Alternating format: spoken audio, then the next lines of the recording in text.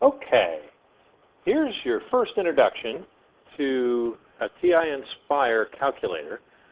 This is a graphing calculator that has a lot of functions, and at first may seem confusing, but once you get used to using it, it's a great tool for us.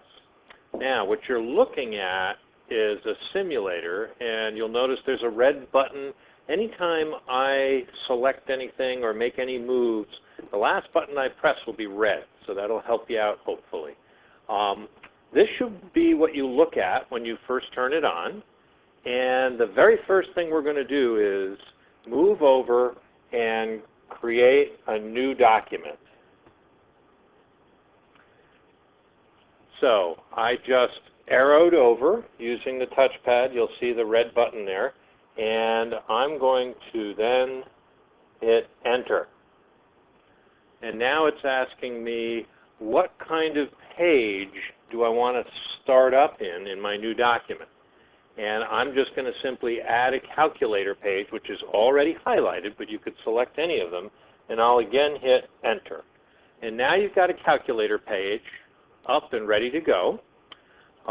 We can simply add two numbers together, like 5 plus 3, and then in order to get the result, we use the Enter button.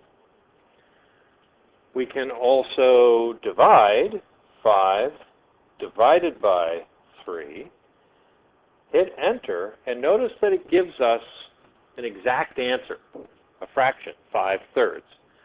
We can also get the decimal approximation by using the Control button, the blue button, because if you notice above the Enter button, there are some approximation symbol. There's an approximation symbol.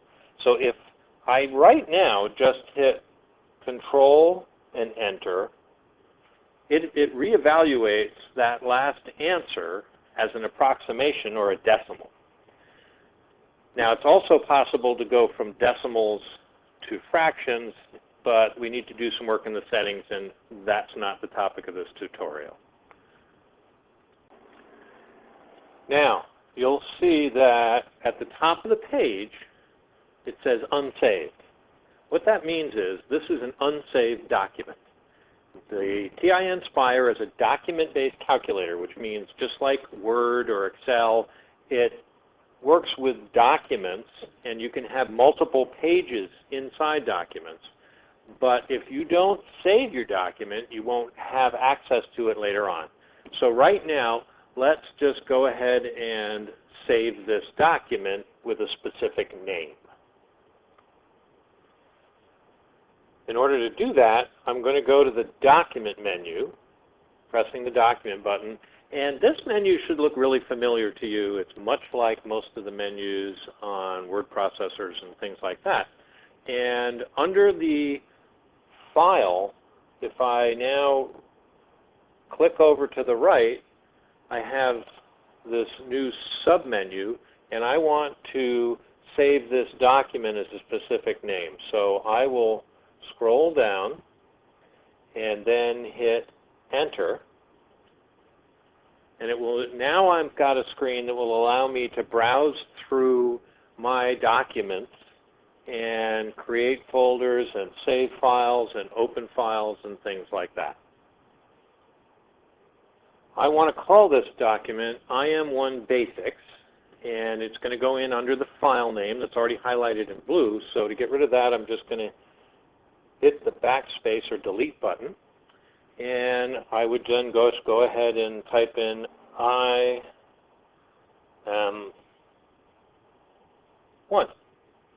And you'll notice that it's actually, the letters are lowercase.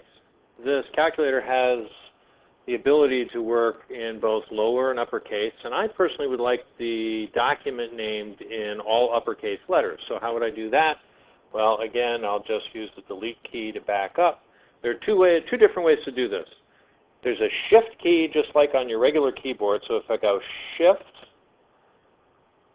I, Shift, M, and 1, I've got IM1 in capitals. You could also, I'm going to back up and show you another way to do this. Also, above the Shift key is in blue, the caps notation. Well, that will put the calculator into all caps mode until you press it to release it off of that again. So I hit Control Shift, and now I should be in all caps mode, so I can just go ahead and type I am 1. Now I've got the name. I need to decide where I'm going to save it, just like you would on your computer. And My Documents is the root folder into which all your work will go. I already have a bunch of other stuff in here. You probably have some preloaded things in your calculator that you'll notice. So what I'm going to do is within My Documents, I'm going to create a new folder called IM1. Notice I pressed the button up in the upper right-hand area. I scrolled up and used my keypad to select the little starred folder, and I got a new folder with a grayed out name. Well, like that one, I'm going to call it, like the file, I'm going to call it IM1. I'm already in caps lock, so I don't really have to change much. IM1. And now to set that folder name, I'm going to hit Enter. Now notice it's created the folder, it's given it the name IM1, and it's all in blue, which means that it's highlighted, and that's where my document will now be saved. Notice there's a little open symbol for the folder. Well, rather than call the document just IM1, I'm going to scroll back up into there. Now here's an interesting one. How do I get a space?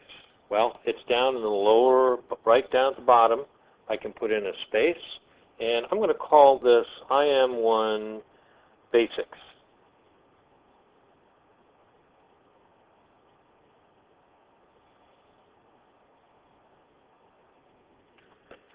So we have our folder created, IM1. We have the file name IM1 Basics. But if I hit Save now, this document is going to get saved in the My Documents folder, because that's what it states right at the very top. Well, the way to get into the IM1 folder would be, when it's highlighted, just hit Enter. And now, notice it says Save in IM1, and it's telling me there's an empty folder. And so I can now hit the Save button. As you're navigating around in the folders, notice that if I hit the right arrow here, it tells me the location of this IM1 folder. It's inside the My Documents folder, and I can move out of it by hitting the little icon to the right, which says Folder Up. And now you see we're back to My Documents, which is not where I want to save this document. So I'm again going to go back into IM1, hit Enter, and now it'll do. So now I scroll up and I hit Save, and notice that its name has changed at the top to IM1 Basics. The I is not being seen because of some resolution here on the simulator, but it's titled IM1 Basics, and it's in the right folder. One way to check would be to go to the home screen and select My Documents. Notice that now you're seeing the folder IM1, and inside it a document called IM1 Basics. And that's where we want to be. I can now close this document. Notice there's a little red X in the upper right-hand corner.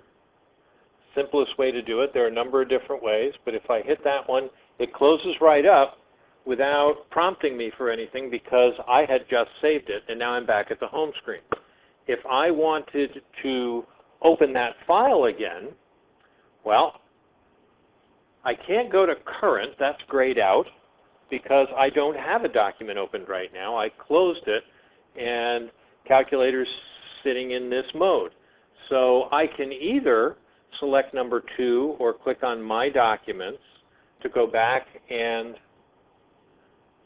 find my document, click on the folder, hit Enter, and open up that document again. Or let me go back, show you another way to do this same thing. If you look at recent, recent shows you the documents that have been opened most recently. Won't have a full list, but notice that the IM1 Basics is right there. So I'm going to hit Enter, and now I'm back to my document. So at this point, you now know how to turn your calculator on, create a new document, do some basic calculations, save that document with a specific name and a specific location, and back right out again. Now, I have often had students ask me, why would I care if my calculations are in a document or not? Well, the thing is, you can now take this calculator and go to a science class and open up a different document, do your work in there for that class and save it, and then when you need to come back to this, whether it's classwork, a homework assignment, anything like that, you can go back in and pick up where you left off anytime you want. I have a tendency to label the documents depending upon what I'm doing.